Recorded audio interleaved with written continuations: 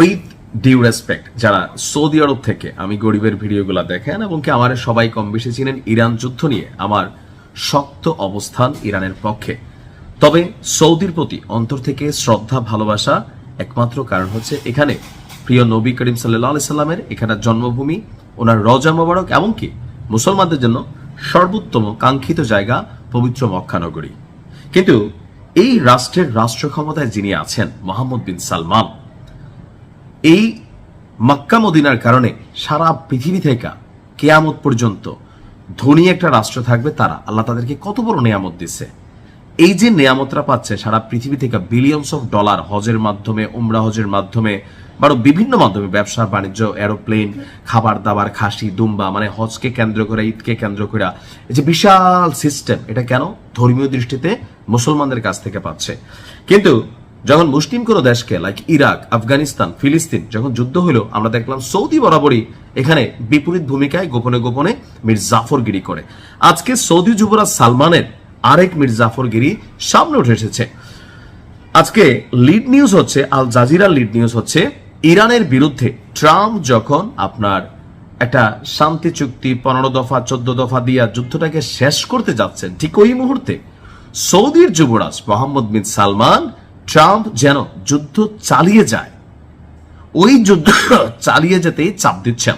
এই সামরিক অভিযান মধ্যপ্রাচ্যকে নতুন ভাবে গড়বে বলে ট্রাম্পকে জানিয়েছে সালমান। ইভেন আরো দুঃসংবাদ হচ্ছে, সৌদি এবং কাতার, আরব আমিরাত, এরা নাকি মার্কিন যুক্তরাষ্ট্রের সাথে জোট বাইধা এই লড়াইয়ে অংশগ্রহণ করতে পারে। কারণ ইরান এই কয়েকটা রাষ্ট্রের উপর অনেকগুলো অভিযান চালাইছে, তবে এদের উপর চালায়, এদের রাষ্ট্রে থাকা মার্কিনীদের যেই ঘাটি ঘুটি আছে সেইগুলোতে চালাইছে, শব্দগত পার্থক্য আছে, কিন্তু এদেরই তো হয়েছে।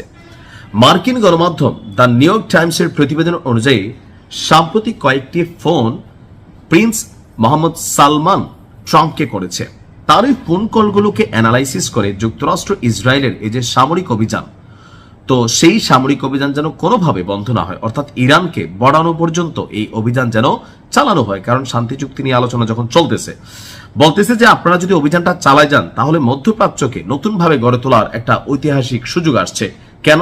কারণ সৌদির থেকেও অর্থনীতি ছাড়া হয়তো অনেক দিকে আপনার এগিয়ে আছে ইরান। বিশ্বব্যাপী তাদের একটা প্রভাব আছে, বা এই যে যুদ্ধে মার্কিন যুক্তরাষ্ট্রকে বিট করতেছে, ইসরায়েলকে বিট করতেছে, বিশ্বজুড়ে ইরানের মর্যাদা, তাদের নেতৃত্বের প্রতি মানুষের পজিটিভ আসতেছে, সৌদির প্রতি নেগেটিভ আসতেছে। আমি এই যে বাংলাদেশে বসে ভিডিও বানাই, কোরিয়া বসে ভিডিও বানাই, আমার এই কোরিয়া সরকার কোনো সময় হাত দেয় নাই, যদিও এরা আমেরিকার মিত্র দেশ, কিন্তু সৌদিতে বসে সৌদির একজন নাগরিক ইরানের বিরুদ্ধে কথা বললে, একজন প্রবাসী ইরানের পক্ষে কথা বললে, বিরুদ্ধে না, ইসরায়েলের বিরুদ্ধে কথা বললে, আমেরিকার বিরুদ্ধে কথা বললে, সৌদির নাগরিক হোক বিদেশের নাগরিক হোক, তারা করে কি গ্রেপ্তার করে, জেলে দেয়, দেশে পাঠাই দেয়।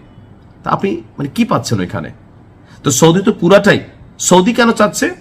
সূত্রগুলো বলছে ট্রাম্পকে ইরানের কট্টরপন্থী সরকারকে সম্পূর্ণভাবে অপসারণের জন্য চাপ দিচ্ছেন সালমান। কারণ তার মতে ইরান উপসাগরীয় অঞ্চলের জন্য দীর্ঘ মেয়াদের হুমকি। অর্থাৎ ইরান যেভাবে সামরিক, প্রযুক্তিগত, আকাশ, ব্লা ব্লা ব্লা যা আছে, বা বিশ্বতে তাদের যে মিত্র শক্তি তারা শক্তভাবে তৈরি করছে, এই সবকিছু মিলিয়ে ইরান এক অনন্য উচ্চতায় নিজেদেরকে নিয়ে গেছে। অ্যাজ এ বস হিসাবে মধ্যপ্রাচ্যে নিজেদের অবস্থানটা তৈরি করছে, অ্যাজ এ কিং। আর এটা সৌদি মানতে পারতেছে, তো নিজেদের তো হেডন নাই, তো আমেরিকার ল্যাঞ্জায় ধইরা আপনার ইরানকে ডাবাইতে বলতেছে। লাভ হবে না সালমান, একমাত্র উপরওয়ালার হাতে সবকিছু। আসসালামু আলাইকুম।